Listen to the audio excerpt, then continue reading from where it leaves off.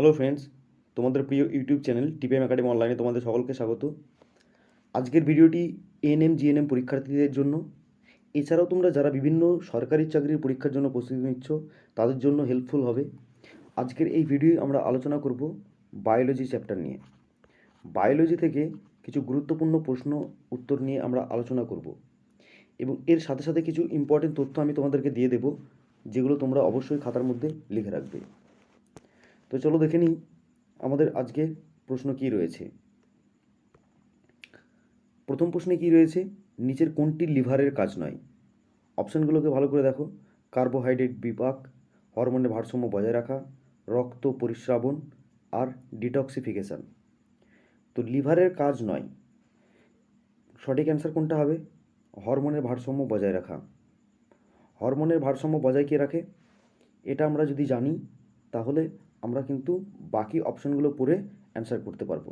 হরমোনের ভারসাম্য বজায় রাখে হাইপোথ্যালামাস। কে বজায় রাখে? হাইপোথ্যালামাস। এই হাইপোথ্যালামাস থাকে কোথায়? আমাদের সেন্ট্রাল ব্রেনে। সেন্ট্রাল ব্রেনে আমাদের হাইপোথ্যালামাস থাকে। আর বাকি যে তিনটে অপশান রয়েছে, কার্বোহাইড্রেট বিপাক করা, প্রোটিন বিপাক করা, রক্ত পরিস্রাবন করা, ডিটক্সিফিকেশন করা, এগুলো সবই হচ্ছে লিভারের কাজ। তারপরের প্রশ্নটি দেখো। 2 নম্বর প্রশ্নে কী রয়েছে, নিচের কোনটি কোষের পাওয়ার হাউস নামে পরিচিত বা কোষের শক্তিঘর নামে পরিচিত? অপশানে রয়েছে রাইবোজোম, নিউক্লিয়াস, মাইটোকন্ড্রিয়া আর গলগি বডি। সঠিক অ্যান্সার হবে মাইটোকন্ড্রিয়া। তোমরা অনেকেই জানো যে মাইটোকন্ড্রিয়াকে কী বলা হয়? কোষের শক্তিঘর বলা হয়। কেন বলা হয়? মাইটোকন্ড্রিয়ার মধ্যে শক্তি বা এনার্জি জমা থাকে এটিপি অণুর মধ্যে, সেই জন্য মাইটোকন্ড্রিয়াকে কী বলা হয়? কোষের শক্তিঘর বলা হয়। তারপর 3 নম্বর প্রশ্নে দেখো, মানুষের উরুর হাড়ের বৈজ্ঞানিক নাম কি? দেখো, উরুর হাড়, এখানে বাংলা শুনে তোমরা অনেকেই ভড়কে যাবে। উরু যেটাকে আমরা থাই বলি সেটাকে কি বলা হয় বাংলায়? উরু বলা হয়। তো উরুর হাড়কে আমরা কি নামে জানি? অপশানে রয়েছে হিউমারাস, টিবিয়া, ফিমার আর ব্যাসার্ধ। সঠিক অ্যান্সার হবে ফিমার। দেখো, এখান থেকে আরও প্রশ্ন জিজ্ঞেস করতে পারে। তোমাকে প্রশ্ন এরকম জিজ্ঞেস করতে পারে যে মানুষের দেহের সবথেকে বড় হাড় কোনটি? তার অ্যান্সার কী হবে? আমাদের থাই বোন বা হচ্ছে উরুর হাড়, যেটার নাম হচ্ছে ফিমার। সবথেকে ছোট হাড় যদি জিজ্ঞেস করে তাহলে কী হবে? স্টেপিস। সবথেকে ছোট হাড় হচ্ছে স্টেপিস, যেটা আমাদের কানে থাকে। তারপরে প্রশ্ন দেখো, নিচের কোন রক্তের গ্রুপ সার্বজনীন দাতা হিসেবে পরিচিত? সার্বজনীন দাতা অর্থাৎ কোন গ্রুপের রক্ত সবাইকে রক্ত দিতে পারে? অপশানে রয়েছে type A, type B, type A B, type ও। সঠিক অ্যান্সার কী হবে? টাইপ এ। অর্থাৎ যাদের ব্লাড গ্রুপ ও, তারা সকলকে রক্ত দিতে পারে। আর সর্বজনীন গ্রহীতা কাকে বলা হয়? যদি জিজ্ঞেস করে তোমাদের যে কোন গ্রুপের রক্ত সবার কাছ থেকে রক্ত নিতে পারে, সেই ক্ষেত্রে তোমাদের অ্যান্সার হবে এবি।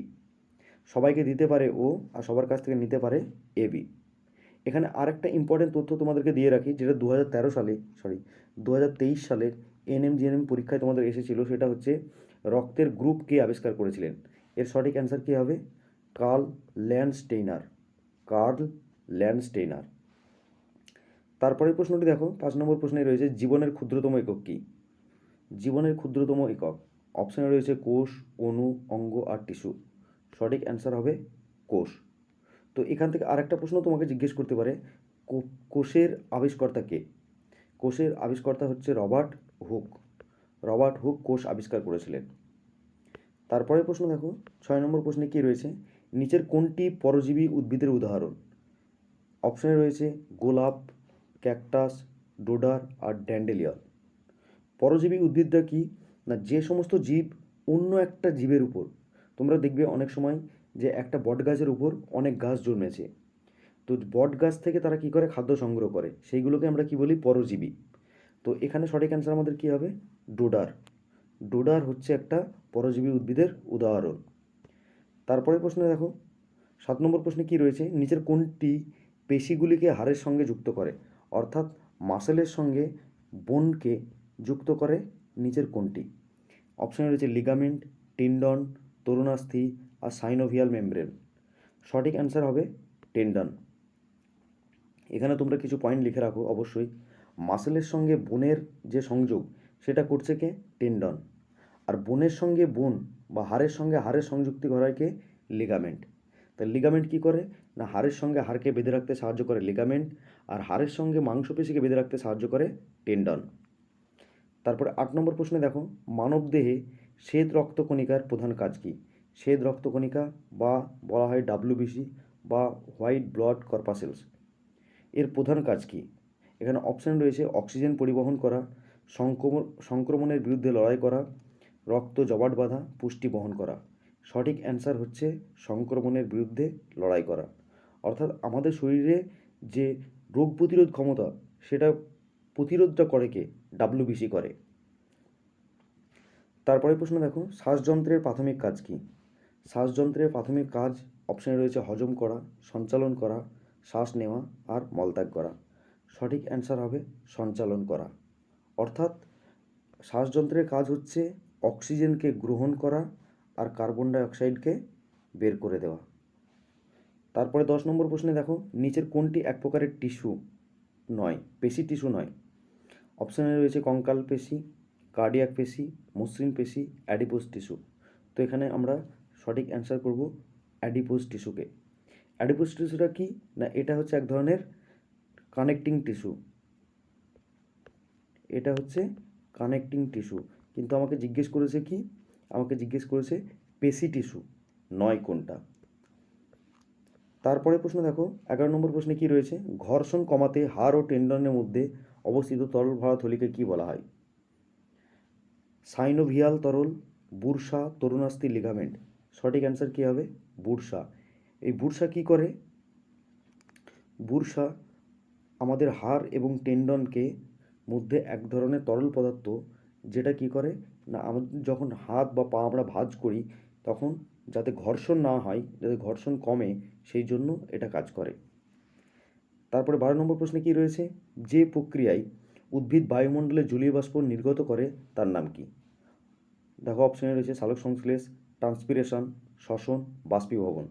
সঠিক অ্যান্সার কী হবে? ট্রান্সপিরেশন। অর্থাৎ ট্রান্সপিরেশনটা কি?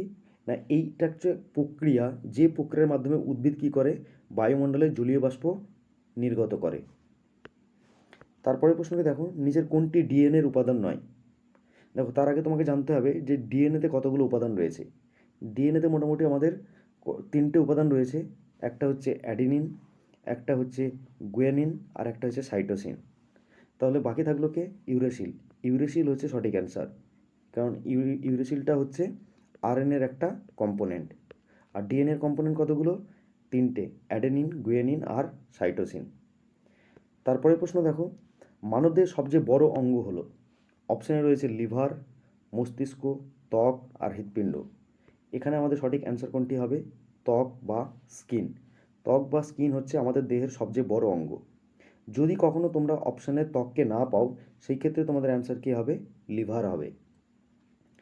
তারপরে প্রশ্নটি দেখো, সবুজ গাছপালা যে প্রক্রিয়ার মাধ্যমে তাদের খাদ্য তৈরি করে তাকে কি বলা হয়? এটা আমরা ছোটোতে পড়ে এসেছি। অপশানে রয়েছে শ্বসন, গাজন, সালোক সংশ্লেষ, ট্রান্সপিরেশন।